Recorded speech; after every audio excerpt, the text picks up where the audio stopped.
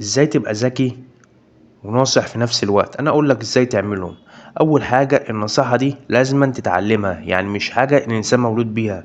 يعني لازم ازاي تبقى ناصح، ازاي تجيب الفلوس من اي حد، ازاي محدش يضحك عليك، ازاي محدش يغيظك، ازاي محدش يتريق عليك. النصيحة دي يعني بص قاموس كده باكج على بعضه لازم تتعلمه. اول حاجة لما حد بيتريق عليك يا معلم، انت ما تسيبش القعدة وتقوم تمشي. هيعرف اللي ان هو يضايقك وهيكرر الموضوع ده دايما معاك. يبقى اول حاجة. تاني حاجة لما حد يتريق عليك، فاهم، قول له فيها ايه، انا عاجبني مالكش فيه. ما تبينلوش اللي انت متضايق، يعني ايه اضحك في وشه. الكلام ده هو اللي هيتغاظ، وهو هيقول ازاي انا بتريق عليه وهو ايه مبسوط، والكلام ده متقبل. خلي قلبك كبير.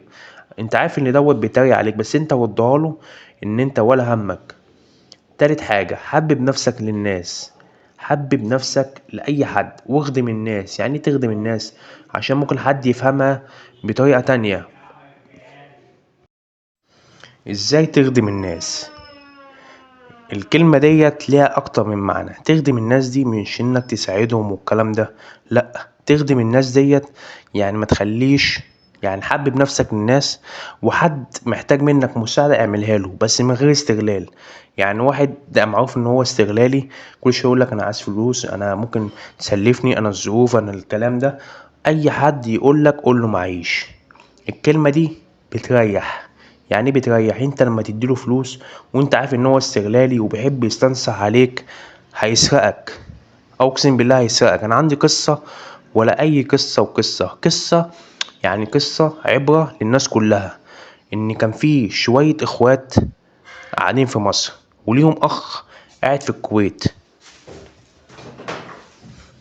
الاخ اللي قاعد في الكويت دوت فضل يتعب ويتعب ويشقى وكذا، واخواته دوت اللي في مصر كل شوية يقولوله ممكن تبعت فلوس عشان ابننا بيتعالج، ممكن تبعت فلوس عشان ابني في المستشفى.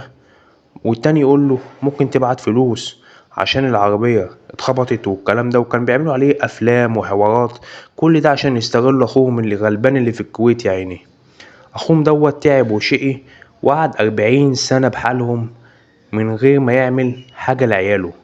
اخوهم ده يعني بصوا مش عايز اقول لكم يا جدعان الحياة جت عليه ازاي.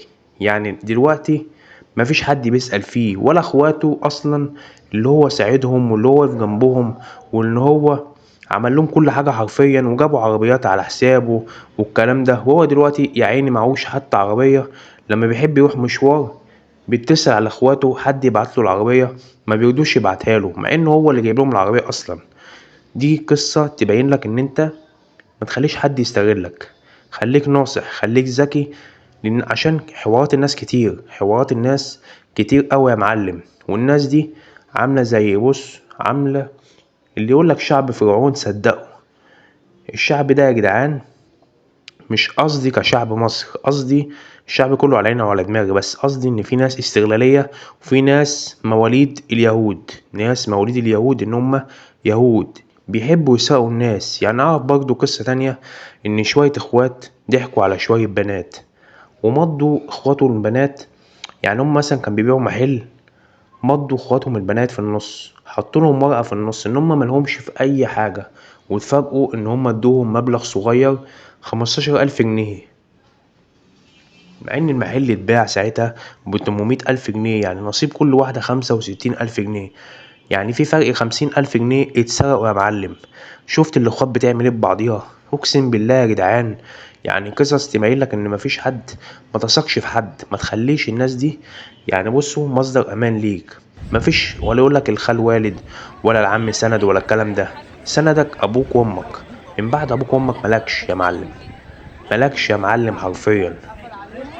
وهنا خلصت نهاية حلقتنا. لو الحلقة عجبتك يا معلم اعمل لايك واشتراك، انتظر كل جديد.